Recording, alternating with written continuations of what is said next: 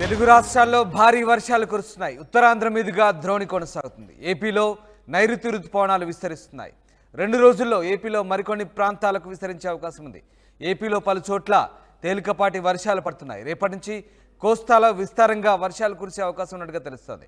తెలంగాణలో ఇప్పటికే రుతుపవనాలు విస్తరించాయి. పలు చోట్ల ఉరుములు మెరుపులతో భారీ వర్షాలు కురుస్తున్నాయి. గంటకు 40 కిలోమీటర్ల వేగంతో ఈదురుగాలు వీరుస్తున్నాయి. ఇటు జీహెచ్ఎంసీ పరిధిలో కూడా వర్షాలు కురుస్తూనే ఉన్నాయి. మొత్తం మీద 2 తెలుగు రాష్ట్రాలు రుతుపవనాల ప్రభావం చాలా క్లియర్గా కనిపిస్తోంది. ఇక ఏపీకి సంబంధించి ఇప్పుడిప్పుడే నైరుతి రుతుపవనాలు విస్తరిస్తున్న పరిస్థితి కనబడతా ఉంది. మరోవైపు ఉత్తరాంధ్ర మీదుగా ద్రోణి ప్రభావం కొనసాగుతుంది. 2 రోజుల్లో ఏపీలో మరికొన్ని ప్రాంతాలకు ఈ రుతుపవనాలు కూడా విస్తరించే అవకాశం ఉంది. ఇప్పటికీ పలు చోట్ల తేలికపాటి వర్షాలు పడుతున్నాయి. రేపటి నుంచి కోస్తాలో విస్తారంగా వర్షాలు కురిసే అవకాశం ఉంది. తెలంగాణ పరిస్థితి అలాగే ఉంది. ఇప్పటికే రుతుపవనాలు విస్తరించాయి. పలు చోట్ల ఉరుములు మెరుపులతో భారీ వర్షాలు కురుస్తున్నాయి. గంటకు 40 కిలోమీటర్ల వేగంతో ఈదురుగాలు వీస్తున్నాయి. రాబోయే రోజుల్లో పూర్తిస్థాయి వర్షపాతాలు నమోదయ్యే అవకాశాలున్నాయి. 2 తెలుగు రాష్ట్రాల్లో భారీ వర్షాలు కురిసే అవకాశం ఉన్నట్టుగా వాతావరణ శాఖ చెప్తోంది. మొత్తం మీద తెలంగాణతో పాటు ఏపీలో కూడా రుతుపవనాలు పూర్తిగా విస్తరించే అవకాశాలు కనిపిస్తూ ఉన్నాయి. ఇక ఏపీలో వాతావరణ పరిస్థితి ఎలా ఉంది, అక్కడ వర్షాలు ఏ రకంగా కురవబోతున్నాయి, మా ప్రతినిధి శివరామకృష్ణ మరింత సమాచారం. అధిక ఉష్ణోగ్రతల నేపథ్యంలో గత 2 రోజుల నుంచి తెలుగు రాష్ట్రాల్లో వాతావరణం చల్లబడింది. అయితే రానున్న రోజుల్లో వాతావరణం ఏ విధంగా ఉండిపోతుందని చెప్పి విశాఖ వాతావరణం కేంద్రం సైంటిస్ట్స్ ఉన్నదా మేడం మాట్లాడుతున్నారు. ఆమెను అడిగి తెలుసుకుందాం. మేడం, వాతావరణం చల్లబడింది గత 2 రోజుల నుంచి. రానున్న రోజుల్లో ఏ విధంగా ఉండబోతుంది? రానున్న 5 రోజులు కూడాను ఇక వర్షపాతం పెరిగే అవకాశం ఉంది. ఇప్పటి వరకు అయితే కనుక తేలికపాటి వర్షాలు 1 లేదా 2 చోట్ల వస్తూ ఉన్నాయి. నిన్న అత్యధికంగా రాయలసీమ ప్రాంతాల్లోనూ అలాగే సౌత్ కోస్టల్ ఆంధ్రప్రదేశ్లో రెయిన్ఫాల్స్ రికార్డ్ అయిన పరిస్థితి ఉంది.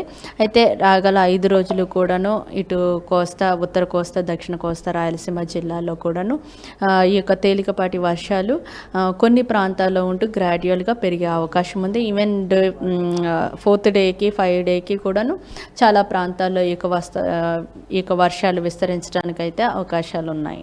మేడం, విస్తారంగా వర్షాలు కురిసే నేపథ్యంలో మత్స్యకారులకు ఎలాంటి సూచనలు ఏమైనా ఉన్నాయా?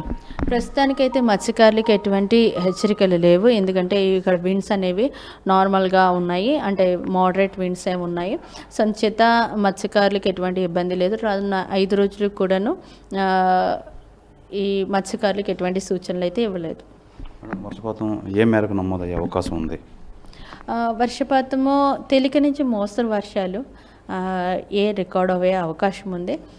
గ్రాడ్యువల్గా ఈ రెయిన్స్ అనేవి చాలా ప్రాంతాలు విస్తరించడానికైతే అవకాశం ఉంది. ఈ వర్షపాతం నేపథ్యంలో వ్యవసాయదారులకు ఎటువంటి సూచనలు ఇస్తున్నారు? అంటే వర్షపాతము అంటే ఆల్రెడీ నర్సరీస్ వేసేసి ట్రాన్స్ప్లాంటింగ్ చేసే వాళ్ళకు కూడా ఇది అనుకూలంగానే ఉంటుంది. అలాగే ఎవరైతే ఇంకా సోయింగ్కి వెళ్ళాలో వాళ్ళందరికీ కూడా ఈ యొక్క వెదర్ అనేది ఎక్కువ ఉపయోగంగా ఉంటుంది.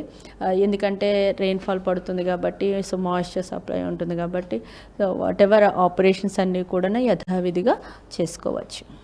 వర్షాలు నామమాత్రం వర్షాలు, లేదంటే హెవీ విండ్తో వీచే వర్షాలు ఏమైనా అవకాశం ఉందంటారు? అంటే ప్రస్తుతం మాన్సూన్ అనేది మోడరేట్గానే ఉంది. అందువల్ల అంత హెవీ విండ్స్ అయితే లేవు. ఎక్కడైనా 1 లేదా 2 చోట్ల థండర్ స్టార్మ్ ఉంటుంది.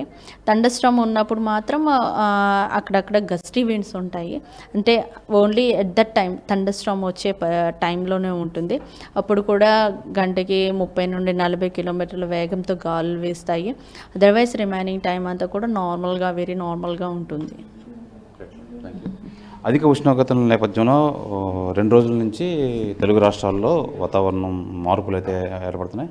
అంటే వర్షాలు అయితే కురిసే అవకాశం ఉంది రానున్న 5 రోజుల్లో. అయితే విస్తారంగా కురిసే అవకాశం అయితే లేదు, కానీ మోస్తరు వర్షాలు అయితే కురిసే అవకాశం ఉంది.